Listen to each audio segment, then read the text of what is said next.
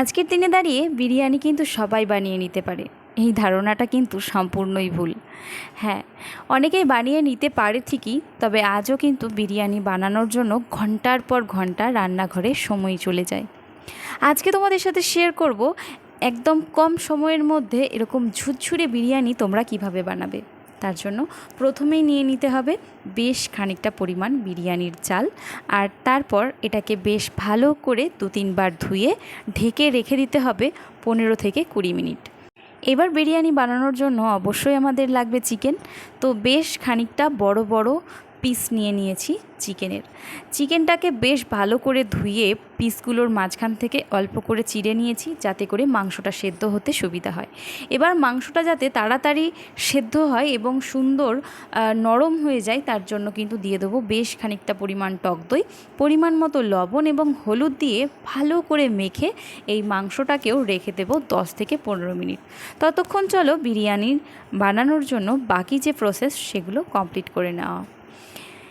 এবার বিরিয়ানি বানানোর জন্য প্রথমে নিয়ে নিয়েছিলাম আলু, আর তার সাথে নিয়ে নিয়েছি আদা, রসুন এবং বেশ খানিকটা পরিমাণ পেঁয়াজটা যেহেতু আমাদের বেরেস্তা বানাতে হবে, তাই এখানে আমি 4 থেকে 5টা পেঁয়াজ নিয়েছি। আলুগুলোকে কেটে নিয়েছি, তোমরা চাইলে গোটা রাখতে পারো। আমি তাড়াতাড়ি বানানোর জন্য আলুগুলোকে কিন্তু মাঝখান থেকে কেটে নিয়েছি। এবার আলুটাকে ডিপ ফ্রাই করে তুলে নেব, আর তারপর একটা হাঁড়িতে জল গরম বসিয়ে দিয়েছিলাম। জলটা ফুটে উঠলে ওর মধ্যে দিয়ে দিয়েছি চাল, ভিজিয়ে রাখা চাল, সাথে দিয়েছি অল্প একটু গরম মশলা, আর সাথে দিয়েছি পরিমাণ মতো লবণ। এবার ভাতটাকে ভালো করে ফুটিয়ে নেব, আর ততক্ষণে মশলাটা বানিয়ে নেব। মানে বিরিয়ানি বানানোর জন্য একবারেই দিয়ে দিয়েছি বেশ খানিকটা পরিমাণ গোটা গরম মশলা, আর তার সাথে দিয়েছি আদা, রসুন, গোটা জিরে।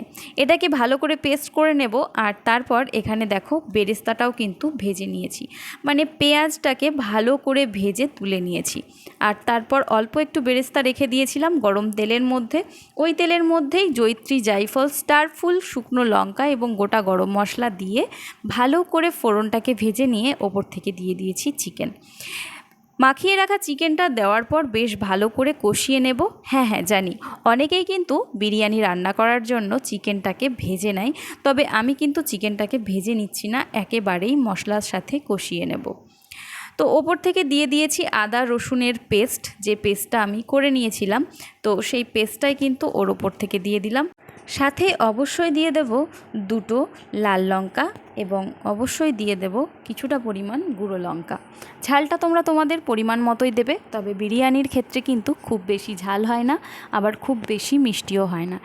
বিরিয়ানি বানানোর জন্য ভাতটা কিন্তু পারফেক্ট হওয়া দরকার। যেহেতু এটাকে আমরা প্রেশার কুকারে দেব, সেক্ষেত্রে ভাতটা কিন্তু 60% করেই নামিয়ে নিয়েছি। আর চালটা যেহেতু আমি ভিজিয়ে রেখেছিলাম অনেকক্ষণ, তাই কিন্তু অনেক বেশি লম্বা হয়েছে। মাংসটা যখন প্রায় কষানো হয়ে যাবে, তখন ওর মধ্যে দিয়ে দেব ভেজে রাখা আলু, আর অল্প একটু জল দিয়ে আবারও ভালো করে ঢেকে নাড়িয়ে চাড়িয়ে মাংসটাকে খুব ভালো করে সেদ্ধ করে নেব। এবার যখন বিরিয়ানির জন্য মাংসটা পুরোপুরি রেডি হয়ে যাবে, তখন কিন্তু অন্য একটা পাত্রে প্রথমে কিছুটা মাংস আর আলু দিয়ে আমি ওপরে ভাত দিয়ে দেব।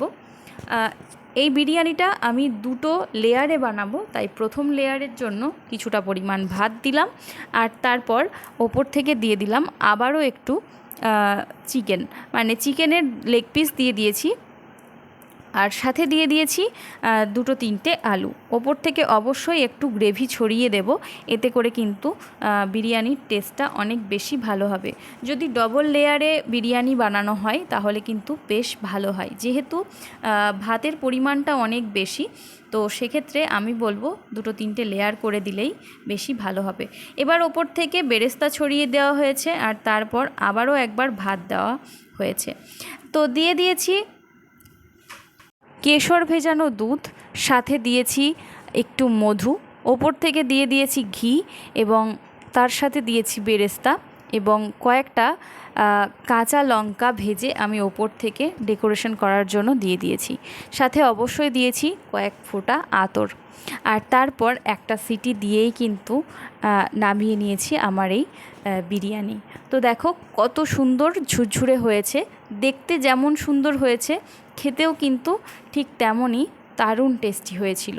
সবাই খেয়ে ভীষণই প্রশংসা করেছিল। তোমরাও চাইলে এরকম একদম ঝুরঝুরে বিরিয়ানি বাড়িতেই খুব সহজে বানিয়ে নিতে পারো, কোনো রকম ঝামেলা ছাড়াই।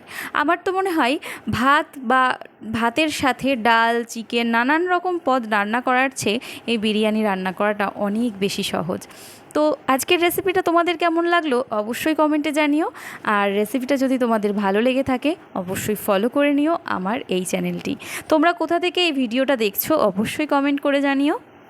আজকের মতো আসি, দেখা হবে আবার নতুন কোনো রেসিপি নিয়ে। ততক্ষণ সবাই ভালো থেকো, সুস্থ থেকো এবং পেট ভরে ভালো ভালো খাওয়া দাওয়া করো।